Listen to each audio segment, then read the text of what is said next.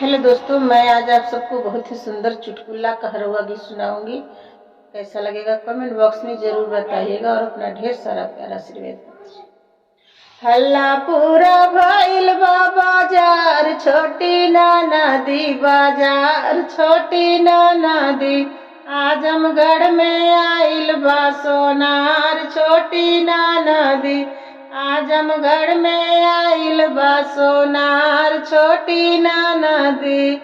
झुमका गढ़ेला झुमकीदार, छोटी नाना दी। झुमका गढ़ेला झुमकीदार, छोटी नाना दी।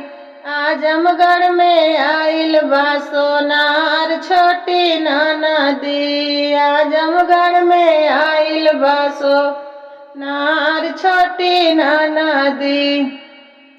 झुमका होई गए पातर छीतर, सोनरा होई गए सपना।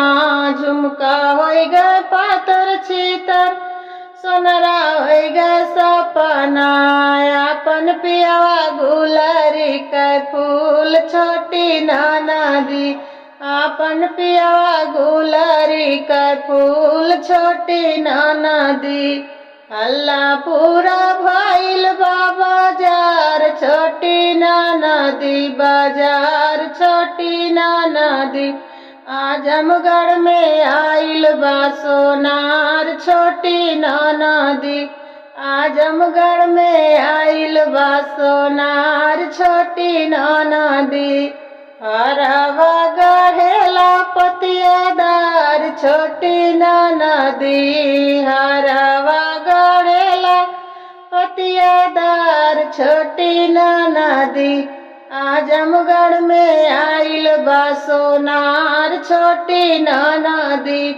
आजमगढ़ में आइल बा सोनार, छोटी नाना दी। हरवा होई गए पातर छीतर, सोनरा होई गए सपना।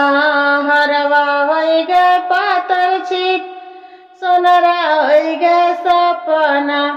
अपन पियवा गुलरी के फूल, छोटी नाना दी। अपन पियवा गुलरी के फूल, छोटी नाना दी। हल्ला पूरा भइल बा बाजार, छोटी नाना दी बाजार, छोटी नाना दी।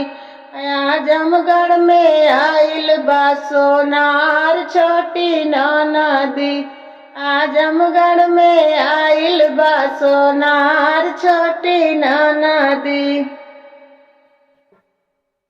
झुमका लैला नाना दी, हरवा लैला नाना दो। झुमका लैला नाना दो, हरवा लैला नाना दो। अपन बलमा ना देबै उधार, छोटी नाना दो। अपन बलमा ना देबै उधार, छोटी नाना दो। मांगनी में जइहे दुबरा, छोटी नाना दो। मांगनी में जइहे दुबरा, छोटी नाना दो।